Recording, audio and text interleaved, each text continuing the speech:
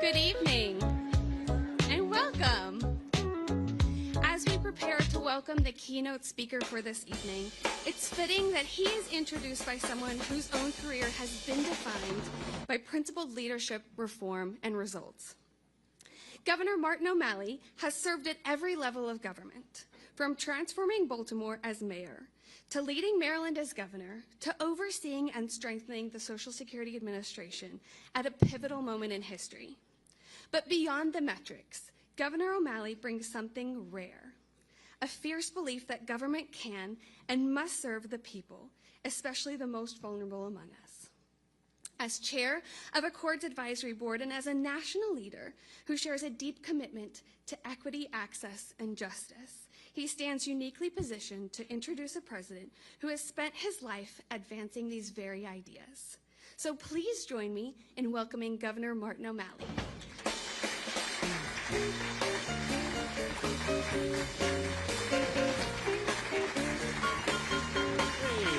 Thank you. Thanks very, very much. Thank you. Wow, it is wonderful to be with all of you today. It's my great honor to join you and also to be in the company of former United States Senator Debbie Stabenow, who is here from Michigan. And also a big round of applause for former Senator Roy Blunt, who's watching on video from home. So it's a great honor to be here with all of you, the advocates, counselors, representatives of the disabled, to present our Beacon of Hope Award to our keynote speaker and the 46th President of the United States, Joe Biden.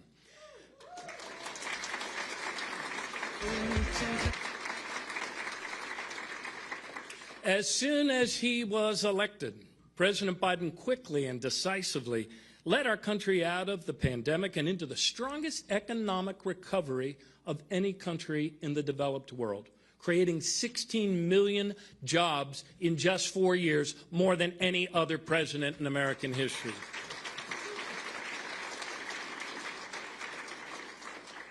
With the bipartisan infrastructure law, President Biden quickly put millions of people to work, rebuilding our bridges and tunnels, ports and airports.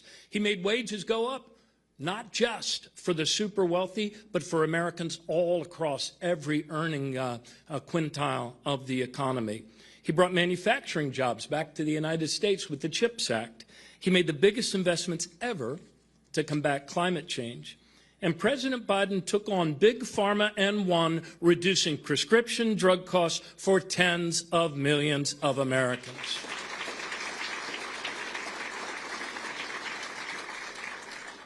In fact, President Biden built such a strong economy that it has taken a great act of economic self-sabotage to hurt it. But all of you here, all of you that are counselors, all of you that are lawyers and representatives know better than most that on a deeper level, whether it was as a lawyer or as a senator or as President of the United States, Joe Biden has always fought for the dignity of every person. Perhaps that's why Social Security has always been at the forefront of Joe Biden's mind and why his defense of Social Security has always come from the bottom of his Irish-American heart. The dignity of every person, the dignity of work, the dignity of every child's home, the dignity of a compassionate and caring people who would freely choose to heal the sick, to feed the hungry, to care for widows and orphans, for those in the dawn of life and those in the dusk of life, every soul. For 90 years, without ever missing a monthly benefit payment, this has been the mission of the Social Security Administration of the United States and of America.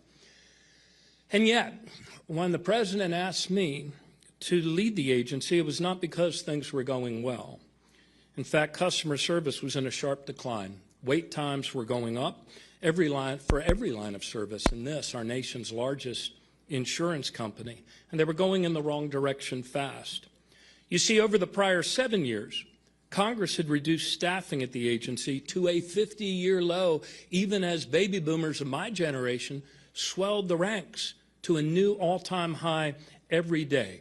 But thanks to President Biden's leadership and support, the hardworking men and women of Social Security in just 1 year turned around almost every single service metric in delivering for the American people, and they got the agency moving in a much better direction.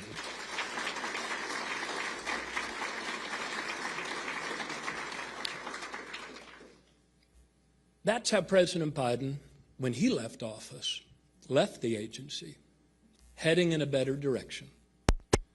But now so many of those gains have been wiped out.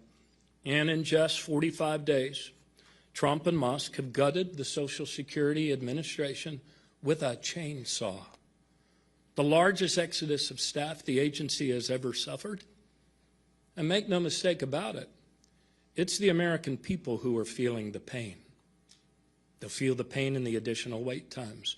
They'll feel the pain from being crammed into crowded wait rooms. They'll feel the pain from their field office being gutted and reduced by 25 or 50%. But I tell you, they may feel the pain, but they will not believe the big lies. And we've heard them again. We're hearing them right now. The big lie that there's a massive zombie apocalypse of dead people. Some of them, not only 150 years old, they're 300 years old. Not true. It's a big lie. And the reason the people won't believe it is because it's not true. The other big lie, illegal immigrants. They're sucking Social Security dry. When the truth is, illegal immigrants are prohibited by law from receiving any Social Security benefits.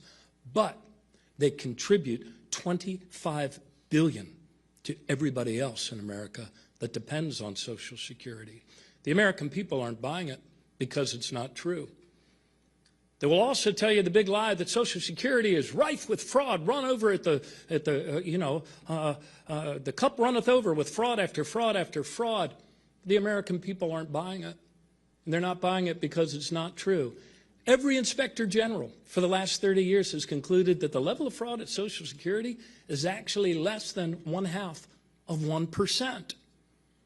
So, as our democracy awakens to this massive breaking and entering in progress and all its attendant big lies, let no one forget that for 90 years Social Security has always worked, that for 90 years Social Security has never missed a payment, that for most of those 90 years, Social Security was allowed to have adequate staffing to serve its customers. And finally, remember this. Even when their staffing was reduced to a 50-year low, one president got it turned around and moving in a better direction.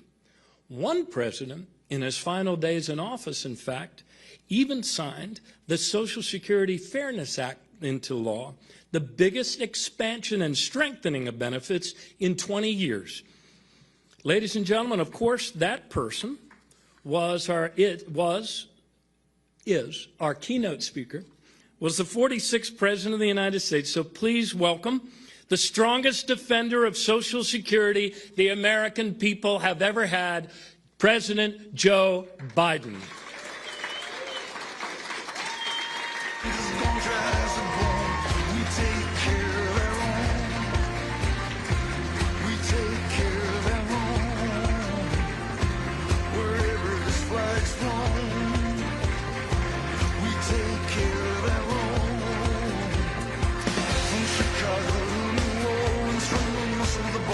you, thank you, thank you. So good to be here with all of you. Shotgun shack to the Superdome. Ain't no hill, no Calvary. Who deserve help and paid for most of it. You know, my great friend, he is a great friend, Governor O'Malley. My dad, the Biden family, started off in Baltimore. They don't say Baltimore, it's Baltimore. In Baltimore. But we've been friends for a long time. And I just want to say at the outset, if you ever want anybody on your team, whether it's an athletic team, whether you're in a battle, whether it's a political team, whether it's a team just trying to help, you want O'Malley. The guy has guts. No, I mean this sincerely. He not only has political courage, he has physical courage. He's across the board.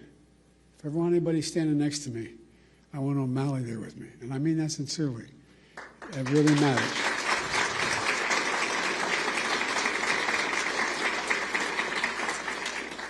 You know, I always kid Maryland because Delaware, the second smallest state, we share the eastern shore of Maryland with Maryland. But we're close friends. And folks, you know, it's no surprise that he did a hell of a job when I asked him to be commissioner of the Social Security. And the reason I did that, it was not an ordinary transition for a governor. But I knew, I mean this from the bottom of my heart, I knew we needed someone with some guts, some toughness, who'd fight for every single penny that it needed, that would try to restore the integrity of the system. And to everyone here today, I want to thank you, all of you, very much for this award. It means a great deal to me coming from you, and I mean that sincerely. It means a great deal. You're in the front lines every single day. You're helping, you're advocating for your fellow Americans, Americans with disability. It's a big deal. We talk about what happened in the physical side of it if we didn't have Social Security. Think of what the psychic calm gives so many people who just don't know where to go, don't know how to traverse what needs to be done, or alone. Last fall on the White House lawn, we celebrated the anniversary of the Americans with Disabilities Act. As a United States Senator 400 years ago, I was looking back on it. God almighty, I've been doing this 50 years. It's hell turning 40 years old, anyway. But back in the year 1990, I was the co-sponsor of the Americans with Disabilities Act as a United States Senator. In my view, and I suspect many of you, it was one of the most consequential civil rights laws in American history. That's what got me involved in politics in the first place. Delaware, like Maryland, was one of those states, was a slave state. We had all the vestiges of what was going on back in the day. We were one of those states that still, I remember moving from Scranton, Pennsylvania down to Wilmington, Delaware, and Cole died. My dad moved back to where we could get a job. I remember I pulled into, my mom would drive us on the Philadelphia Pike connecting Wilmington and Philadelphia. And we lived in an apartment complex. And she'd drive us it was only about half a mile to Holy Rosary School in Claymont. But it was so dangerous, she wouldn't let us walk up because of access road. I remember pulling into the parking lot. And I had never seen hardly any black people in Scranton at the time and I was only going in 4th grade. And I remember seeing the kids going by at the time called colored kids on a bus going by. They never turned right to go to Claymont High School. I wondered why. Asked my mom, why? So in Delaware, they're not allowed to go to school, in public school, with white kids, honey. That sparked my sense of outrage as a kid, just like it does, I mean, and these young kids right here can tell you things affect them when they learn about something that's really just unfair and unjust. You know, my dad was an honorable man. And my dad used to have an expression. He said, Joey, your job's about a lot more than a paycheck. It's about your dignity. It's about respect. It's about being able to look your kid in the eye and say, honey, it's going to be okay, and mean it. Well, that's what you're all about. That's what the legislation is about. It's about dignity. Simple dignity. Everyone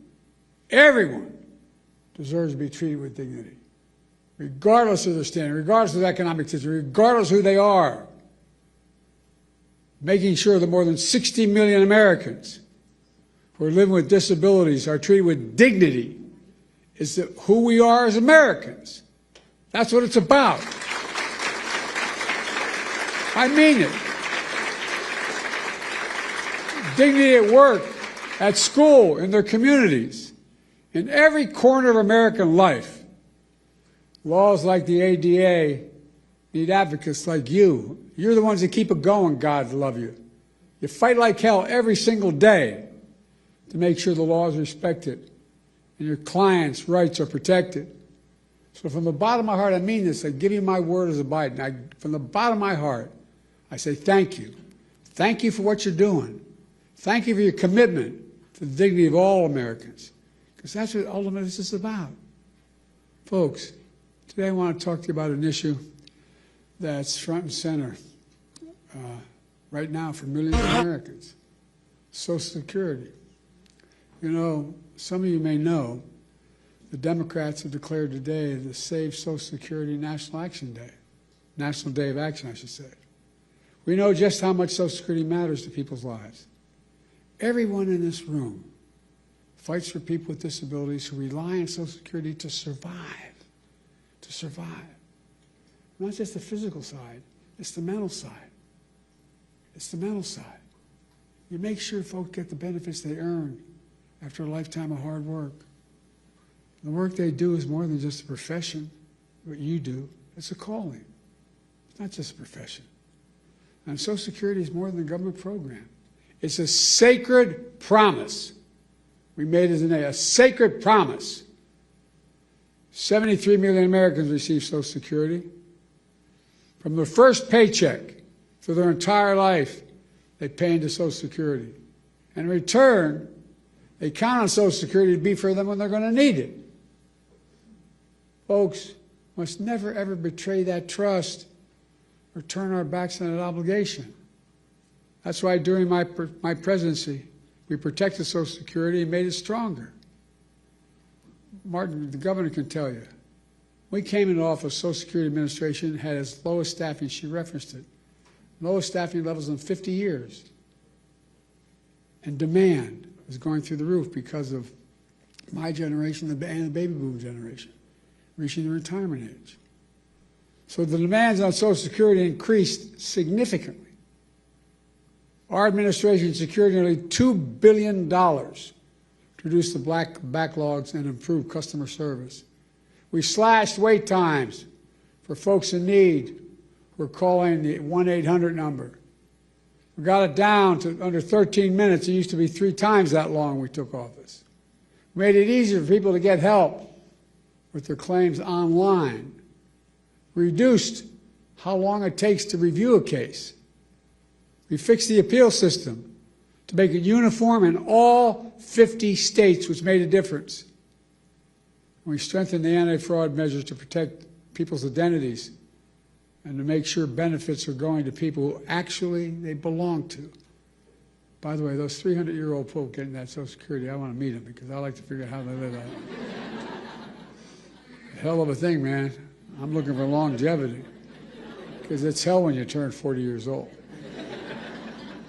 But as a result, by the time we left office, we had improved every single line of customer service, from applying for disability to filing an appeal to reporting fraud.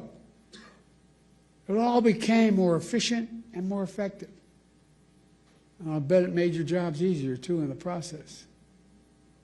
Now, these achievements may not sound so glamorous to most people, but you know, they're absolutely essential.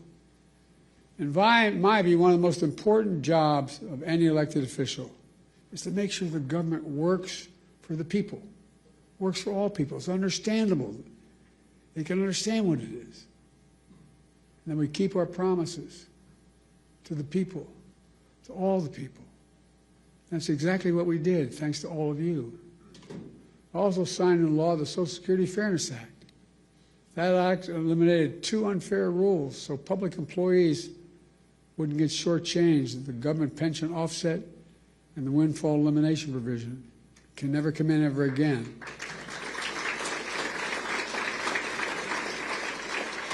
But as a result, more than 2 million people are now finally receiving the full benefits they earned. And remember, we also faced a constant threat by some members, Republican members of the Congress, to cut and gut Social Security, period. Cut and gut it, period.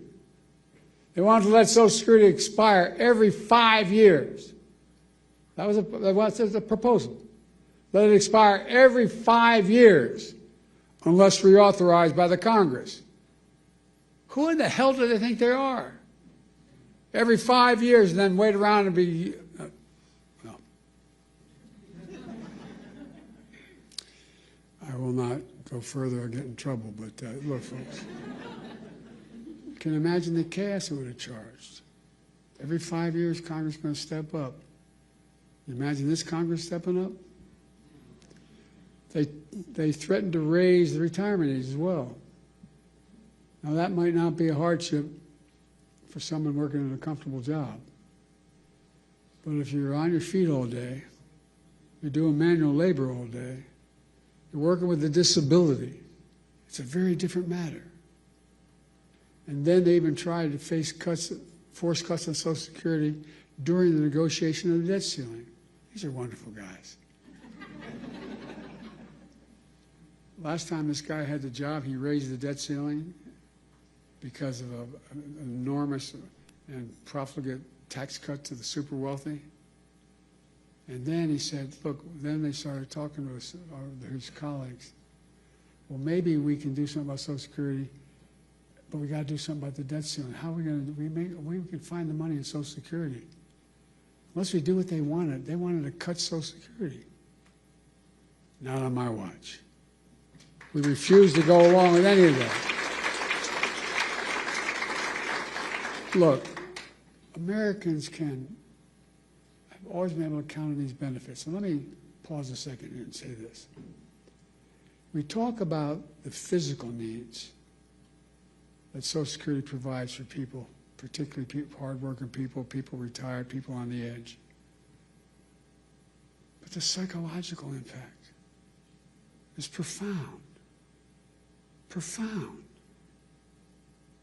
You're a man or a woman, you're 70s, 80 years old, you're not in good shape, you have a disability, and you hear the check may not come. How do you sleep at night? How do you sleep at night? We lived up in Wilmington in a 3-bedroom, split-level home in a new development, 40 homes, with 4 kids and a grandpa living with us. And I remember our bed headboard was near my dad's and mom's room. And you could tell when Dad was restless. I remember asking one night my mom, what's the matter with Dad? The next morning, she just found out that we're not going to provide insurance anymore where he works. Well, imagine if you're somebody who's been struggling your whole life. You're literally counting on Social Security to buy your food, just to get by. And you hear the threats, what may happen. Many of these beneficiaries, that's their only income. If they were cut or taken away, it'd be devastating for millions of people. And the psychological pressure we put people under by having this debate is absolutely devastating. That's why we work so damn hard to make Social Security Administration stronger than it's been in years. And that's why I asked the governor to take over, by the way. But look what's happened now.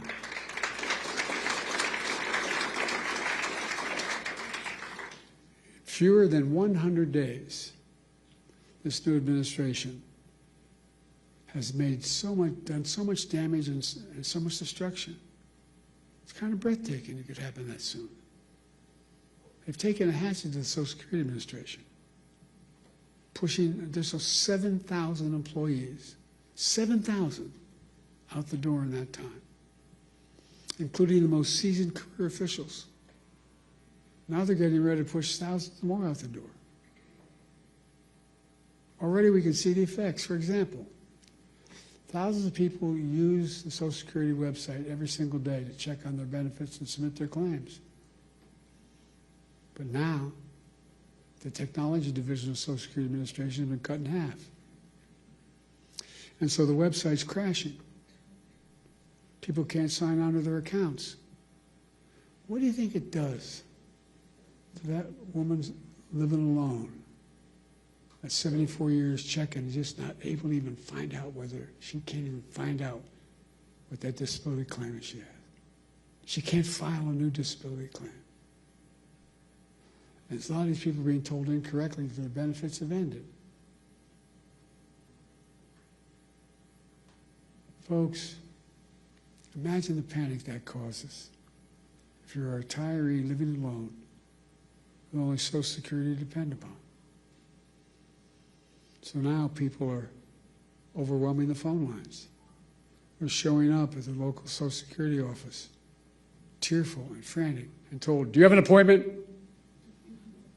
In that tone, by the way. I can give you a personal example if I'm not going to them. To cap it all off, serious people are now generally concerned for the first time in history, for the first and only time in history, that Social Security benefits may be delayed or interrupted.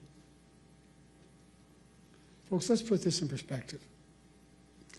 In the 90 years since Franklin Roosevelt created the Social Security system, people have always gotten their Social Security checks. They've gotten them during wartime, during recessions, during a pandemic. No matter what, they got them. But now, for the first time ever, that might change. It would be a calamity for millions of families, millions of people. But the current Secretary of Commerce doesn't seem to get it. Or based on his comments, he doesn't seem to even care. Many of you saw what he said the other day. And by the way, he's a billionaire. God love him, as my mother would say. Paying 8.5% in taxes. Anyway, billionaires, I don't know what he's paying. But when he talked about the possibility of Social Security checks not going out this month, he shrugged it off. Here's what he said. He said his 94-year-old mother-in-law wouldn't complain, wouldn't bother her. She's probably a lovely woman. No kidding. Her son-in-law is a billionaire. What about that 94-year-old mother living all by herself? Doesn't have a billionaire in the family. Or all the retirees who depend on that monthly check to feed themselves. All those people with disabilities have no other source. What about all those people? That's who you fight for. So they so desperately need you. And folks, it's not just the Secretary of Commerce. We heard how others, empowered and emboldened by this administration, talk about Social Security. One of them called it a Ponzi scheme. A Ponzi scheme? What the hell are they talking about? People earn these benefits. They paid into that benefit. They rely on that benefit. And no one should take it away. You know, Franklin Roosevelt had a different view. He was president coming out of the Great Depression. He and all his colleagues saw great suffering, so much poverty. He also took steps to raise standard of living for ordinary Americans, including creating Social Security. He himself was from a very wealthy family. He didn't need Social Security, but understood how much it would mean to millions of Americans. He knew it would make America stronger in the process. And it has. It makes our economy stronger. It makes the community stronger. It makes families stronger. It gives peace of mind. That's why the vast majority of Americans, including many wealthy Americans, still support, thank God, Social Security. Very wealthy billionaires still support Social Security. They may not rely on themselves, but they know. They know. Social Security deserves to be protected for the good of the nation as a whole. You got to ask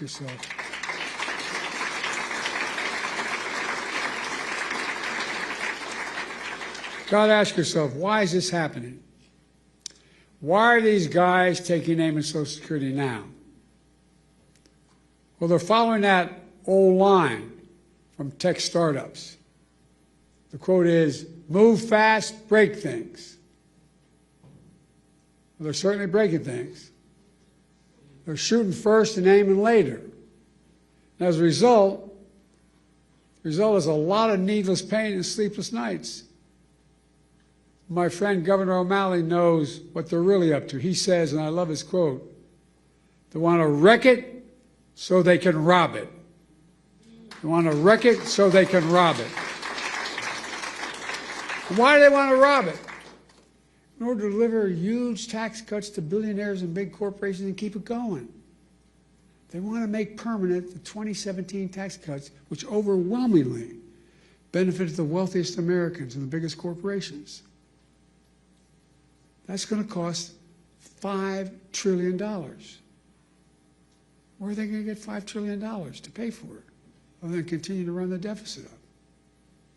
Well, where they always do, by running up the national debt, number one, and then by taking the money from someplace else. What are the two big pots of money out there in raw numbers? Social Security and Medicaid. Well, from other programs that people rely on and have paid into. Republicans, these guys are willing to hurt the middle class and the working class in order to deliver significant greater wealth to the already very wealthy. Who in the hell do they think they are? I really think I mean, just basic decency. Who do they think they are? I think anybody should go out. They can make $1 billion a year. They can, fine. But pay your fair share. You know what the average? We have 1,000 billionaires in America. You know the average federal tax they pay? 8.2%. Anybody want to trade that number? What you're paying? Folks, look. Let me close. I'm sorry to go on so long, but it's just, anyway. I grew up in Scranton, Pennsylvania as a kid, and then Claymont, Delaware. Middle-class towns, working-class towns.